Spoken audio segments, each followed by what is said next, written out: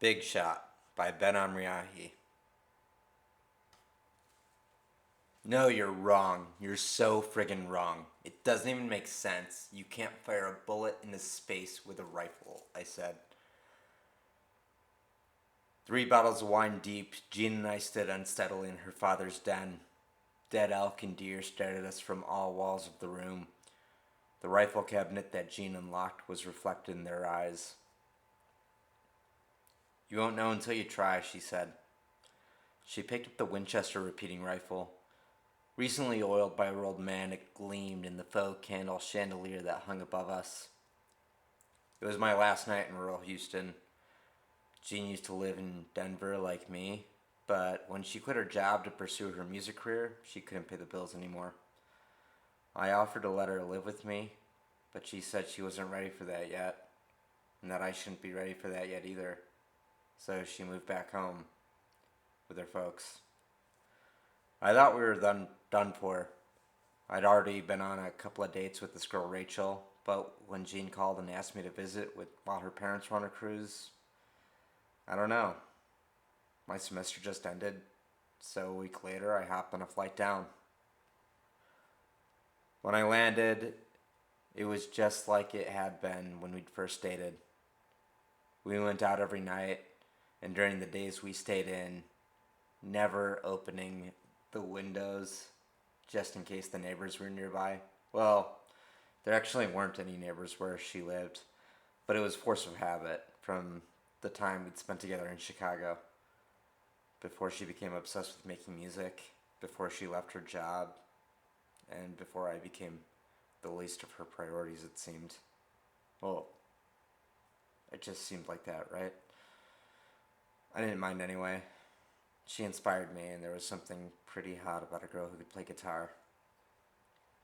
So on my very last night in Houston, we actually went to a bonfire party down the road. We saw a shooting star, and Jean asked me if I'd shot it down for her. I told her, how the hell would I be able to do that? Bullets only have so far to go before they leave the atmosphere, she said. Yeah, but that's like 100 miles, I said. Plus gravity. She meant to prove me wrong in the field behind her home. She loaded around into the rifle after she passed me the joint. The inhalation made me feel good, but fuzzy. A little cannabis always took the edge off, but too much made me go from fuzzy to cert a mattress. And if you're wrong, how are we even gonna know? I asked. Jane hoisted the gun upward, arching her back slightly as she stared down the length of the barrel toward the moon. She said, like you said, gravity. The bullet's gonna come down like a goddamn meteor. It'll probably blow this whole city into a crater. I squinted hard and said, that can't be right. Watch and learn, bucko, she said. I plugged my ears and she cocked the rifle. Then bang! There was no burst of fire. There was no smoke. Only the jerk of the rifle against her body. The shot echoed through the night, bouncing off the walls of the woods around her. But so did her scream. Even with my knuckles deep into my ears, I heard her voice wail into the darkness. So, rifles are not meant to be fired directly upward, and shoulders are not meant to handle that kind of stress. Which is why shooting directly at the sky dislocated her shoulder. The spliff had fallen off my lips and I couldn't find it. Jean sat back in the grass, clutching her shoulder with her other arm. I moved toward her then. Back the fuck off, she said. She led the rifle at my knees, but she could only raise it so high. Another shot would have done permanent damage to both of us, so I hung back. I looked at the ground, looking for that joint again. It hadn't hit me just yet that she'd pointed the gun at me, that she meant to harm me for coming to her aid. Finally, she laid down, still holding her shoulder. As the realization of her actions cut through the fog of my high consciousness, I lay down next to her. She stared at the night sky then, tears running down the side of her face and into her hair.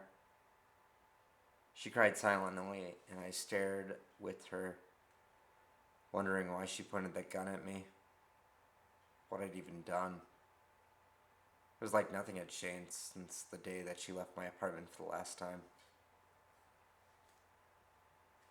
Why can't you believe that you can shoot for the stars? She asked me then.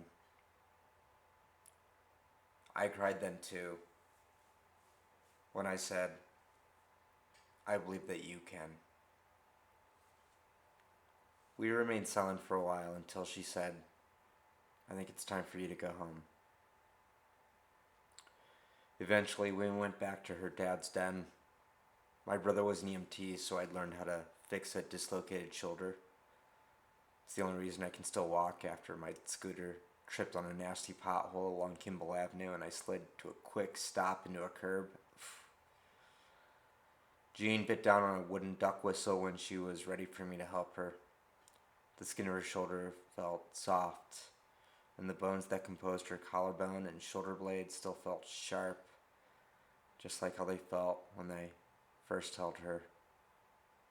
Only now the soft, eggshell white of her flesh had taken on an eggplant hue, size, and shape. She yelped when I yanked forward, though it was barely audible over her bones scraping together. But she cried no more, even though the tears still came. We split a cigarette on her front porch, blowing smoke into the starlit sky as she held a stake to her shoulder. When it was finished, the cigarette, I picked up my backpack. My cab had arrived. How long before your flight leaves? She asked. I answered, about 4 hours. I need them to check in. Have a safe trip, she said. She tried to take my hand in hers, but couldn't get a grip because of her sore arm. Her fingertips just traced my palm. Still, we kissed then. I'll see you again soon, I said. She entered her front door, and then she looked back at me and smiled. Her eyes were still wet. But she never invited me back to Houston again. Good luck, Ben, she said. When my plane took off, I left Houston for good. I gazed at the window and sipped an $8 Heineken, watching as the clouds fell beneath the plane to reveal the stars. I wondered then if her bullet had ever landed. Thank you.